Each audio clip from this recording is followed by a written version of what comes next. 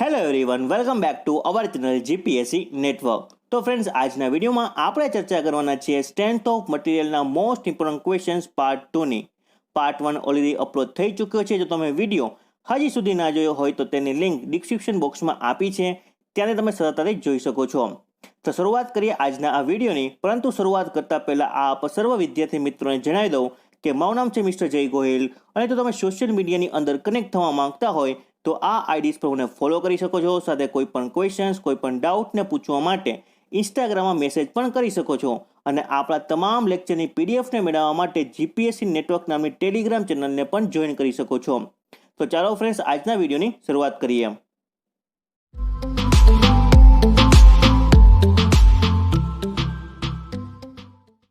સૌપ્રથમ આજના આપણે ક્વેશ્ચન્સની વાત કરીએ તો આજનો ફર્સ્ટ ક્વેશ્ચન છે, રિએક્શન એટ સપોર્ટ એ શું હોઈ શકે છે? જ્યારે પણ એક્ઝામમાં આ પ્રકારની કોઈ ફિગર આપણી સામે આવી જાય તો ગભરાવાની બિલકુલ જરૂર નથી। શાંતિથી વિચારવાનું છે કે આ ક્વેશ્ચન્સનો આપણે આન્સર કેવી રીતે આપી શકીએ। જ્યારે પણ કોઈ ફિગર આપણી સામે એક્ઝામમાં આવે તો પહેલું કામ મિત્રો કરવાનું છે ફ્રી બોડી ડાયાગ્રામ ડ્રો કરવું। હવે પ્રશ્ન થાય કે ફ્રી બોડી ડાયાગ્રામ કેવી રીતે ડ્રો કરી શકાય, તો આગળ આપણે સમજીએ। એ સ્પેશિયલી આજના કેસ માટે આપણે ફ્રી બોડી ડાયાગ્રામ ડ્રો કરીએ તો કંઈક આ રીતે થશે। અહીં કોઈ રિએક્શન 20 કિલો ન્યૂટનનું લાગે છે, ત્યારબાદ 100ના ડિસ્ટન્સે કોઈ એક સપોર્ટ છે, એ સપોર્ટ છે એ, અને આ સપોર્ટ કેવો છે તો કે હિંજ અથવા તો પિન સપોર્ટ છે। ત્યાંથી 100ના ડિસ્ટન્સે અગેન બીજો કોઈ સપોર્ટ છે, એ સપોર્ટ બી છે, એ પણ મિત્રો હિંજ અથવા પિન છે। તો આ થઈ ગયો મિત્રો આપણો ફ્રી બોડી ડાયાગ્રામ। હવે ફ્રી બોડી ડાયાગ્રામ ઇક્વેશન્સ આપણું મળી ગયું, પછી આપણે સપોર્ટ રિએક્શન એ ફાઇન્ડ કરવાનું છે। હવે આપણે મોસ્ટની અંદર એટલે કે મિકેનિક્સ ઓફ સોલિડમાં ભણી ચૂક્યા કે સપોર્ટ રિએક્શન કેવી રીતે ફાઇન્ડ કરવા। તો આપણી પાસે ઇક્વિલિબ્રિયમ ઇક્વેશન કન્ડિશન ઉપરથી આપણે આરએ એટલે કે રિએક્શન આરએ ફાઇન્ડ કરી શકીએ। તો સપોર્ટ બી પાસે આપણે શું કરીએ તો કે ઇક્વિલિબ્રિયમ કન્ડિશન 0 લઈ લઈએ।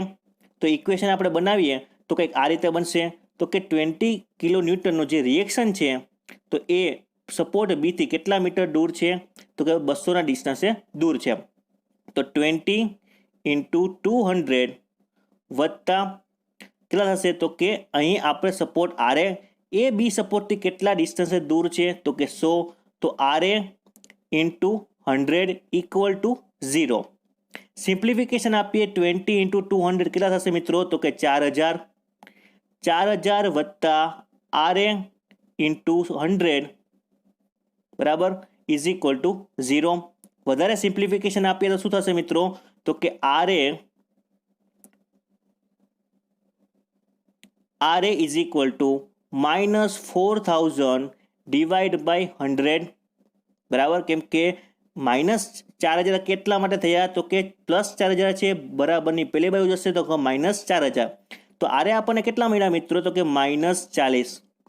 હવે પ્રશ્ન થાય કે આ જે રિએક્શન મળ્યું છે એ અપવર્ડ છે કે ડાઉનવર્ડ છે? તો અહીં જે માઇનસની નિશાની છે મિત્રો એ સૂચવે છે ડાઉનવર્ડ ડાયરેક્શન। હવે મિત્રો આરએ છે એ આપણને પ્લસ મળ્યું હોત તો આપણું રિએક્શન જો પ્લસ મળે તો એ રિએક્શનની ડાયરેક્શન કઈ થાત તો કે અપવર્ડ, પરંતુ આપણે નેગેટિવ મળ્યું છે તો નેગેટિવ એટલે ડાઉનવર્ડ। તો આપણો ક્વેશ્ચન્સનો આન્સર થઈ ગયો 40 કિલો ન્યૂટન ડાઉનવર્ડ। તો રાઈટ આન્સર છે એ। ત્યારબાદ ક્વેશ્ચન્સની આપણે વાત કરીએ તો out of the following which is the list elastic? Questions બહુ સરળ છે મિત્રો, પરંતુ આની પાછળનો જે કન્સેપ્ટ છે એ ખૂબ જ અગત્યનો છે। તો અહીંયા આપેલા જે ઓપ્શન છે આ ઓપ્શનની અંદર લીસ્ટ ઇલાસ્ટિક એટલે કે જે મિનિમમ ઇલાસ્ટિક વાળું મટીરિયલ છે એ કયું મટીરિયલ છે? તો અહીંયા આપણે જોઈ શકીએ છીએ સિલ્વર, રબર, આયરન અને કોપર। તો સિલ્વર, આયરન અને કોપર આ મટીરિયલ કેવા છે તો કે મેટલ છે। તો મેટલની જે ઇલાસ્ટિસિટી છે એ રબર કરતાં તો વધારે જ હોવાની છે। તો રાઈટ આન્સર થઈ ગયો આપણો રબર। પરંતુ થોડુંક વધારે આ કન્સેપ્ટને આગળ જોઈએ તો સૌથી અગત્યનું વસ્તુ છે કે જ્યારે કોઈ મટીરિયલ ઇલાસ્ટિક વધારે છે એવું ક્યારે કહી શકાય તો કે ત્યારે જ કહી શકાય કે જે મટીરિયલની મોડ્યુલસ ઓફ ઇલાસ્ટિસિટી છે એ વધારે હોય તો। હવે ઈ વધારે તો મોડ્યુલસ ઓફ ઇલાસ્ટિસિટી જો વધારે હશે તો એની ઇલાસ્ટિસિટી પણ કેવી હશે? વધારે હશે। આ એક વસ્તુ ખાસ ખબર હોવી જોઈએ। બીજી વસ્તુ કે જે પણ મટીરિયલ છે એ મટીરિયલનું ડિફોર્મેશન જો ઓછું હશે, મતલબ કે એ મટીરિયલ કેવું હશે? વધારે ઇલાસ્ટિક હશે। હવે અહીંયા આપણે જોઈ શકીએ છીએ કે આયરન, કોપર અને જે સિલ્વર અને રબર, આ ચારે ચાર વસ્તુની અંદર ડિફોર્મેશન સૌથી વધારે કયા મટીરિયલમાં હશે? તો કે રબરની અંદર. તો જો ડિફોર્મેશન વધારે, અલ્ટિમેટલી ઇલાસ્ટિસિટી કેવી? ઓછી. બરાબર. તો અહીં આપેલા જે બાકીના ત્રણ ઓપ્શન છે, મેટલ છે, મેટલની ઇલાસ્ટિસિટી વધારે હશે, મતલબ કે એ વધારે ઇલાસ્ટિક છે. બરાબર. અને રબર કેવું છે? Least elastic. ત્યારબાદ એક મિસકન્સેપ્ટ બધા વિદ્યાર્થીઓના મનમાં ખાસ હોય છે. તો એ મિસકન્સેપ્ટ શું છે એ પણ સમજીએ. કે જ્યારે કોઈ મટીરિયલની સ્ટ્રેચેબિલિટી જે વધારે હોય, એટલે કે એ મટીરિયલને વધારે સ્ટ્રેચ કરી શકીએ, તો એનો મતલબ થશે વધારે ઇલાસ્ટિક. આવું લોકો વિચારતા હોય છે. પરંતુ આ જે વિચારધારણા છે એ બિલકુલ ખોટી છે મિત્રો. કેમ કે એવું નથી હોતું કે જે મટીરિયલને સ્ટ્રેચ વધારે કરી શકીએ એનો મતલબ કે વધારે ઇલાસ્ટિક છે, એવું નથી. પરંતુ જ્યારે કોઈ મટીરિયલની યંગ મોડ્યુલસ અથવા તો મોડ્યુલસ ઓફ ઇલાસ્ટિસિટી વધારે હશે, તો એવા જ મટીરિયલની જે ઇલાસ્ટિસિટી છે એ વધારે હશે. આ વસ્તુ આપણને ખબર હોવી જોઈએ. હવે પ્રશ્ન થાય કે ઇલાસ્ટિસિટી કોને કહેવાય? તો ઇલાસ્ટિસિટી કોને કહેવામાં આવશે? તો કે રેઝિસ્ટન્સ ટુ ધ સ્ટ્રેચ, એટલે કે જે રેઝિસ્ટન્સ જે પ્રોડ્યુસ થાય છે સ્ટ્રેચેબિલિટીની વિરુદ્ધ, એ મટીરિયલને કહેવામાં આવે છે ઇલાસ્ટિસિટી. બરાબર. સાદી ભાષામાં જોઈએ તો કે resistance more against stretching, it will be the more elastic. બરાબર. તો કે કોપર છે, તો કોપરની જે રેઝિસ્ટિવિટી છે અગેન્સ્ટ સ્ટ્રેચિંગ એ કેવી છે? વધારે છે કમ્પેર ટુ રબર. તો એ મટીરિયલ કેવું છે? તો કોપર વધારે ઇલાસ્ટિક છે કમ્પેર ટુ ધ રબર. બરાબર. તો અહીં આટલા મુદ્દાઓ ઉપરથી આપણે ત્રણ જે મુખ્યત્વે પોઈન્ટ આપણે યાદ રાખવા જોઈએ, જે એક્ઝામ માટે ખૂબ જ ઉપયોગી છે. તો કે ફર્સ્ટ પોઈન્ટ શું છે? તો કે જે મટીરિયલની ઇલાસ્ટિસિટી ક્યારે વધારે થશે? તો કે એની યંગ મોડ્યુલસ અથવા તો મોડ્યુલસ ઓફ ઇલાસ્ટિસિટી કેવી હશે? વધારે હોય તો. એટલે કે ઇલાસ્ટિસિટી શું છે? તો કે યંગ મોડ્યુલસના સમપ્રમાણમાં હશે. બીજી વસ્તુ તો કે જ્યારે પણ કોઈ ઇલાસ્ટિસિટી કોઈ મટીરિયલની છે, એ ડિફોર્મેશનના કેવા હશે? તો કે વ્યસ્ત પ્રમાણમાં હશે. ડિફોર્મેશન વધારે, સ્ટ્રેચેબિલિટી વધારે, તો એ મટીરિયલની ઇલાસ્ટિસિટી કેવી હશે? ઓછી હશે. બીજી વસ્તુ આપણે યાદ કરીએ તો કે initial slope of the stress strain diagram, it is called as the modulus of elasticity. બરાબર. જે ઇનિશિયલ જે સ્લોપ આપણને મળે સ્ટ્રેસ સ્ટ્રેન ડાયાગ્રામનો કોઈ પણ મટીરિયલનો, તો એ ઇનિશિયલ સ્લોપને આપણે શું કહીએ છીએ? Modulus of elasticity. તો આ ત્રણ મુદ્દાઓ આપણને ખાસ યાદ હોવા જોઈએ. ત્યારબાદ ક્વેશ્ચન્સની આપણે વાત કરીએ તો a bar L metre long and having its area of cross section A. બરાબર. L મીટર લોંગ છે અને ક્રોસ સેક્શન એરિયા કેટલો છે? તો કે A. ત્યારબાદ સબ્જેક્ટેડ ટુ ગ્રેજ્યુઅલ લોડ એપ્લાય કરવામાં આવે છે અને સ્ટ્રેન એનર્જી આવા મટીરિયલ અથવા તો આવા જે ક્રોસ સેક્શન ધરાવતો જે બાર છે એ બારનું સ્ટ્રેન એનર્જી કેટલી હશે? હવે આપણે ગઈકાલના વિડીયોમાં, એટલે કે જે પાર્ટ 1 વિડીયો છે એની અંદરમાં આપણે જોયું હતું કે સ્ટ્રેન એનર્જી કોને કહેવાય. તો સ્ટ્રેન એનર્જીનું ઇક્વેશન આપણને ખાસ ખબર હોવી જોઈએ મિત્રો. સ્ટ્રેન એનર્જી કોને કહેવામાં આવશે? તો કે strain energy U is equal two 1/2 into stress into શું થશે? તો કે ડિફોર્મેશન અથવા તો સ્ટ્રેન ઇન્ટુ વોલ્યુમ. બરાબર. આ ઇક્વેશન આપણને ખાસ ખબર હશે. તો હવે આપણે આગળ આ ઇક્વેશનમાં વધીએ તો કે 1/2 ઇન્ટુ સ્ટ્રેસ એટલે કે W/A વત્તા ઇન્ટુ શું થશે? તો કે W/A ઇન્ટુ E. W/A શું છે? તો કે આપણે જોયું કે સ્ટ્રેન ઇઝ ઇક્વલ ટુ શું થશે? તો કે સ્ટ્રેસ અપોન યંગ મોડ્યુલસ. એ પણ પાર્ટ 1 ની અંદરમાં જોઈ ગયા. તો કે stress upon Young modulus divide by area into volume. હવે આ સિમ્પલી આ ઇક્વેશનને આપણે શું કરીએ? સિમ્પ્લિફિકેશન આપીએ તો આપણો આન્સર મળશે કંઈક WH²L ડિવાઈડ બાય 2AE. તો આવો કોઈ ઓપ્શન છે? તો કે યસ, બી ઓપ્શન છે. તો એ આપણો કરેક્ટ આન્સર થઈ ગયો. બરાબર. તો સિમ્પલી આપણે યુ એટલે કે સ્ટ્રેન એનર્જીનું ઇક્વેશન આપણને ખબર હોવી જોઈએ. ત્યારબાદ ક્વેશ્ચન્સની આપણે વાત કરીએ તો for a beam carrying a uniformly distributed load, the strain energy will be the maximum in case of the what. હવે એક વસ્તુ આપણને વધારે ખબર હોવી જોઈએ કે જ્યારે કોઈ બીમ છે, આ બીમ ઉપર યુનિફોર્મલી ડિસ્ટ્રીબ્યુટેડ લોડ લાગે છે, બરાબર, એ સિમ્પલી સપોર્ટેડ હોય કે ફિક્સ બીમ હોય, તો એવા કેસની અંદરમાં સ્ટ્રેન એનર્જી મેક્સિમમ ક્યારે હશે? તો એ કેવી રીતે ખબર પડશે? તો કે જે બીમનું ડિફોર્મેશન અલ્ટિમેટલી વધારે, ડિફોર્મેશન વધારે તો એ બીમની જે સ્ટ્રેન એનર્જી છે એ પણ કેવી હશે? વધારે. તો હવે આપણને ખબર હોવી જોઈએ કે પ્રોપ કેન્ટિલીવર બીમ છે, ફિક્સ બીમ છે, કેન્ટિલીવર હોય કે સિમ્પલી સપોર્ટ હોય, કોઈ પણ સપોર્ટ હોય તો કયા કેસની અંદર ડિફોર્મેશન અથવા તો ડિફ્લેક્શન સૌથી વધારે થશે?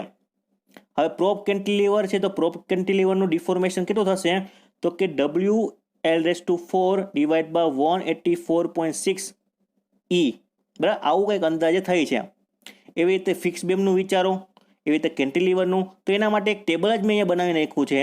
તો તમે ટેબલમાં જોઈ શકો છો કે કયા બીમનું અથવા કયા સપોર્ટનું ડિફ્લેક્શન અથવા ડિફોર્મેશન સૌથી વધારે હશે. વધારે હશે એનો મતલબ કે છેદ ઓછું હશે. તો આ બધા જ તમે બીમની અંદર જોઈ શકો છો કે માત્ર જે કેન્ટિલીવર બીમ છે, આ કેન્ટિલીવર બીમનું ડિફોર્મેશન સૌથી કેવું હશે? વધારે હશે. બાકીના જો બાકી આપણે જોયા કે જે સિમ્પલી સપોર્ટેડ બીમ છે UDL, તો 5WL4 ડિવાઇડ બાય 384 EI, છેદ મોટો છે, અલ્ટિમેટલી ડિફોર્મેશન કેવું હશે? ઓછું હશે. ફિક્સ બીમ હશે તો કે ફિક્સ બીમમાં તો એક વધારે, તો કે ફિક્સ બીમ હશે જો એન છેડા અને UDL લાગતું હશે તો એવા કેસની અંદરમાં જે સિમ્પલી સપોર્ટેડ બીમની અંદરમાં જે ડિફોર્મેશન હશે એનાથી પણ 5મા ભાગનું ડિફોર્મેશન જોવા મળશે. શેમાં? તો કે ફિક્સ બીમની અંદર. તો અલ્ટિમેટલી કેવા શું માંગે છે કે જેના ડિફ્લેક્શન વધારે, અલ્ટિમેટલી સ્ટ્રેન એનર્જી વધારે. તો એક જ એવું કેસ છે તો કે કેન્ટિલીવર, તો કે એ કેન્ટિલીવર બીમની અંદર શું હશે? ડિફ્લેક્શન વધારે હશે. ડિફ્લેક્શન વધારે, સ્ટ્રેન એનર્જી વધારે. તો રાઈટ આન્સર છે સી. ત્યારબાદ ક્વેશ્ચન્સની આપણે વાત કરીએ તો the ability of material to absorb the energy till the breaking or rupture take place, it is known as the what? તો એવા પ્રોપર્ટીઝને આપણે કહીએ છીએ મિત્રો ટફનેસ, બરાબર. તો જે પણ ટફનેસ કયા મટીરિયલની સૌથી વધારે હશે? તો કે માઇલ્ડ સ્ટીલ છે, રોટ આયરન છે, મેંગેનીઝ છે. તો આ ત્રણ મટીરિયલ છે મિત્રો, એની ટફનેસ છે સૌથી વધારે હશે. હવે ટફનેસની પણ અલગ અલગ ડેફિનેશન છે, એને આપણે જોઈ લઈએ. તો કે resistance to impact or shock loading, it is called as the toughness. બીજી એક ડેફિનેશન જોઈએ આપણે તો કે capacity of material to absorb the energy before the rupture, it is called as the toughness. હજી એક આપણે ટફનેસની ડેફિનેશન જોઈએ. Work required to cause the rupture under the static load, it is called as the toughness. તો ટફનેસની આ 2 થી 3 definition તમને યાદ હોવી જોઈએ, એક્ઝામમાં પૂછાઈ શકે. અહીંયા ઓપ્શન હતું એક હાર્ડનેસ. તો હાર્ડનેસ કોને કહેવામાં આવશે મિત્રો?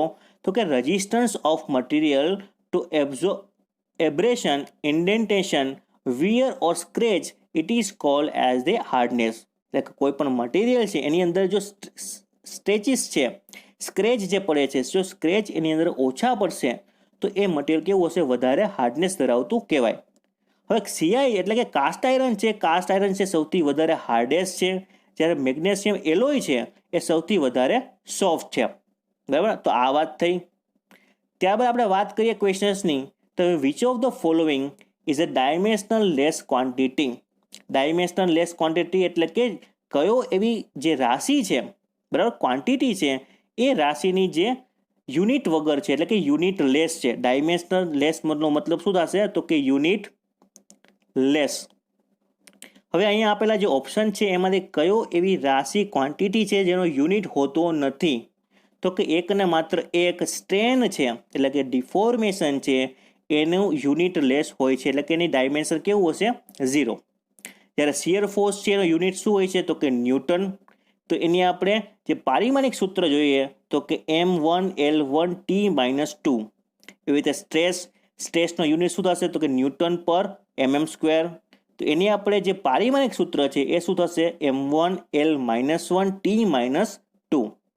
એવી રીતે સ્ટ્રેનનું ઇક્વેશન શું છે? તો કે deformation of length divide by original length, બરાબર. તો એ ડાયમેન્શનલ લેસ થઈ ગયું, એટલા માટે એનું પારિમાણિક સૂત્ર પણ 0 થશે, અથવા તો એ ડાયમેન્શનલ લેસ કહેવાશે. અને મોડ્યુલસ ઓફ ઇલાસ્ટિસિટી પૂછવામાં આવે તો એ જ આપણું કયું થશે? તો કે સ્ટ્રેસ બરાબર, કેમ કે એનો યુનિટ પણ સેમ જ છે, ન્યૂટન પર mm². તો રાઈટ આન્સર છે સી. ત્યારબાદ આપણે ક્વેશ્ચન્સની આપણે વાત કરીએ તો a linear force deformation relation is obtained in a material by the what? હવે આપણે ખાસ સમજવું પડશે મિત્રો કે લિનિયર ફોર્સ ડિફોર્મેશન કીધું છે. લિનિયર ફોર્સ ડિફોર્મેશન એટલે કે ફોર એક્ઝામ્પલ કોઈ એક આપણે ડ્રાફ્ટ ડ્રો કરીએ તો કોઈ આ ગ્રાફ છે માઇલ્ડ સ્ટીલનો ડિફોર્મેશનનો સ્ટ્રેસ સ્ટ્રેન ડાયાગ્રામ. તો જે અહીંયાથી O થી લઈને A નો જે ડાયાગ્રામ છે, આ O થી લઈને A નો ડાયાગ્રામ આપણને શું સૂચવે છે તો કે એ હુક્સ લો સૂચવે છે. હુક્સ લો શું છે તો કે લિનિયર ફોર્સ ડિફોર્મેશન જ છે. બરાબર, એટલે કે જે સ્ટ્રેસ છે એ ડાયરેક્ટલી પ્રોપોર્શનલ છે કોને તો કે સ્ટ્રેનને. તો લિનિયર ફોર્સ ડિફોર્મેશનનો મતલબ શું થશે તો કે stress which is directly proportional to the strain. અને આ શું બતાવે છે તો કે એ હુક્સ લો બતાવે છે. બરાબર, તો રાઈટ આન્સર છે સી. ત્યારબાદ ક્વેશ્ચન્સની આપણે વાત કરીએ તો ખૂબ જ અગત્યનો પ્રશ્ન છે મિત્રો, એક્ઝામમાં વારંવાર પૂછાય છે અને એક કન્સેપ્ચ્યુઅલ ક્વેશ્ચન્સ છે. શું છે આ ક્વેશ્ચન્સ આપણે જોઈ લઈએ. તો કે strain energy due to the sudden axial load. અહીં ખાસ ધ્યાનમાં દોરવા જેવું વસ્તુ છે કે સડન લોડ કીધું છે. બરાબર, is given by the sigma resultant stress, P is a axial load, delta is a deformation, E is a modulus of elasticity. તો એની સ્ટ્રેન એનર્જી કેટલી થશે? સડન એક્સિયલ લોડ કીધું છે. સડન એક્સિયલ લોડની અંદરમાં શું થશે તો કે લોડ છે એ 2 ગણો હશે. બરાબર, 2 ગણો લોડ હશે. તો આપણને ખબર હોવી જોઈએ સ્ટ્રેન એનર્જી એટલે શું થશે. સ્ટ્રેન એનર્જી એટલે કે 1/2 ઇન્ટુ લોડ ઇન્ટુ ડિફોર્મેશન. તો લોડ કેટલો થશે તો કે 2 ગણો થશે. બરાબર, તો કે 1/2 આપણે એમનેમ રાખીએ. બરાબર, તો 1/2 ઇન્ટુ પી એટલે કે લોડ કેટલું હશે તો કે 2 ગણું હશે ઇન્ટુ ડિફોર્મેશન. ડિફોર્મેશન આપણે અહીંયા ડેલ્ટા વડે દર્શાવીએ તો 2 2 કેન્સલ, તો આપણને શું આન્સર મળ્યો પી ઇન્ટુ ડેલ્ટા. ક્યારે તો કે સડન લોડ હોય ત્યારે. તો રાઈટ આન્સર છે સી. હવે તમને સડન લોડ ના આપે પરંતુ તમને કહી દે ગ્રેજ્યુઅલ લોડ. તો ગ્રેજ્યુઅલ લોડની અંદરમાં કેવું થશે, ગ્રેજ્યુઅલની અંદરમાં એ પણ તમને ખાસ ખબર હોવી જોઈએ કે ગ્રેજ્યુઅલ લોડ હશે ત્યારે સ્ટ્રેન એનર્જીનું સૂત્ર થશે 1/2 ઇન્ટુ પી એટલે કે લોડ ઇન્ટુ ડિફોર્મેશન. ગ્રેજ્યુઅલ હશે ત્યારે, સડન કે તો પી ઇન્ટુ ડેલ્ટા. ત્યારબાદ આપણે ક્વેશ્ચન્સની વાત કરીએ તો ખૂબ જ અગત્યનો ક્વેશ્ચન છે મિત્રો, total number of elastic constants of isotropic material કેટલા હોઈ શકે છે. તો આઇસોટ્રોપિક મટીરિયલની અંદરમાં total number of elastic constant કેટલા હશે તો કે નંબર ઓફ હશે 2. અને એ કયા કયા હશે તો કે યંગ મોડ્યુલસ અને પોઇઝન્સ રેશિયો. તમારે ખાસ વસ્તુ ખબર હશે કે આઇસોટ્રોપિક મટીરિયલ કોને કહેવાય તો કે એવું મટીરિયલ કે જેની બધી જ ડાયરેક્શનની અંદર પ્રોપર્ટી સમાન હોય, same property in all direction, તો એવા મટીરિયલને કહેવાય આઇસોટ્રોપિક. હવે ઓર્થોટ્રોપિક કોને કહેવાય તો કે જે 3 લંબ ડાયરેક્શન હશે એક્સ, વાય અને ઝેડ, આ ત્રણ જે ડાયરેક્શન છે એ ડાયરેક્શનમાં જો પ્રોપર્ટી સમાન હોય, સેમ હોય, તો એને ઓર્થોટ્રોપિક કહેવાય. એનિસ્ટ્રોપિક કોને કહેવામાં આવશે તો કે જે મટીરિયલની પ્રોપર્ટી બધી જ ડાયરેક્શનમાં અલગ અલગ હોય એટલે કે સેમ ના હોય તો એને એનિસ્ટ્રોપિક, અને જો સેમ હોય તો આઇસોટ્રોપિક. આટલી વસ્તુ તો તમને ખબર હોવી જોઈએ. હવે ઇન્ડિપેન્ડન્ટ ઇલાસ્ટિક કોન્સ્ટન્ટ કેટલા છે આઇસોટ્રોપિક મટીરિયલ માટે તો કે 2. કયા કયા તો કે યંગ મોડ્યુલસ અને પોઇઝન્સ રેશિયો. ઓર્થોટ્રોપિક માટે કેટલા હશે તો કે 9 અને એનિસ્ટ્રોપિક માટે હશે 21. આ પણ તમને ખાસ ખબર હોવી જોઈએ. ત્યારબાદ ક્વેશ્ચન્સની આપણે વાત કરીએ તો creep of material is the what. હવે ક્રીપ શું છે, એક પ્રોપર્ટીનો અગેન ક્વેશ્ચન્સ છે. ક્રીપ કોને કહેવાય તો ક્રીપ કેને કહેવામાં આવશે તો કે it is a continuously deformation છે under the sustain load. Continuously કોઈ ડિફોર્મેશન જોવા મળે સસ્ટેન લોડની હાજરીમાં તો એવા મટીરિયલની પ્રોપર્ટીને કહેવામાં આવશે ક્રીપ. હવે ક્રીપ છે ક્યારે જોવા મળશે તો કે due to the effect of the creep stress relaxation take place. Stress છે એ શું થશે તો કે રિલેક્સેશન ટેક પ્લેસ કરશે. અને બીજું જે ક્રીપ છે એ ટાઈમ ડિપેન્ડન્ટ ડિફોર્મેશન છે. એ પણ તમને ખાસ ખબર હોવી જોઈએ કેમ કે ટાઈમ છે એ કી રોલ નિભાવે છે ક્રીપની અંદર. બરાબર, ત્યારબાદ ક્વેશ્ચન્સની આપણે વાત કરીએ તો in a Brinell hardness test the type of indentor use is the what. હવે બ્રિનલ હાર્ડનેસ ટેસ્ટ છે શેના માટે યુઝ થાય છે એક તો એ ખબર હોવી જોઈએ. તો બ્રિનલ હાર્ડનેસ ટેસ્ટ છે એ શું મેઝર કરે છે તો કે ચેકિંગ અ હાર્ડનેસ ચેક કરે છે. તો એના માટે કયું ઇન્ડેન્ટર યુઝ કરવામાં આવે છે? તો કે હાર્ડ સ્ટીલ બોલ. તો રાઈટ આન્સર છે એમ. હવે આપણે આ ટેસ્ટની થોડીક માહિતી લઈ લઈએ. હમણાં જોયું કે બ્રિનર હાર્ડનેસ ટેસ્ટ છે શું મેજર કરે છે? તો કે ચેકિંગ ધ હાર્ડનેસ, બરાબર. અથવા તો આપણે ટંગસ્ટન કાર્બાઇડ જે બોલ આવે છે એની મદદથી પણ આપણે હાર્ડનેસને ચેક કરી શકીએ છીએ. હવે આ જે હાર્ડનેસ છે એના ડાયામીટર કેટલાનું હશે? તો કે 10 mm નું હશે આ બોલનું, બરાબર. હવે ડાયમંડ જે ઇન્ડેન્ટેશન યુઝ કરવામાં આવશે ક્યારે? તો કે ડાયમંડ જે કોન અથવા ડાયમંડ જે બોલ છે એ યુઝ કરવામાં આવશે રોકવેલ હાર્ડનેસ ટેસ્ટની અંદર. ડાયમંડ પિરામિડલ જે બોલ છે એ યુઝ કરવામાં આવશે વિકર હાર્ડનેસ ટેસ્ટની અંદર.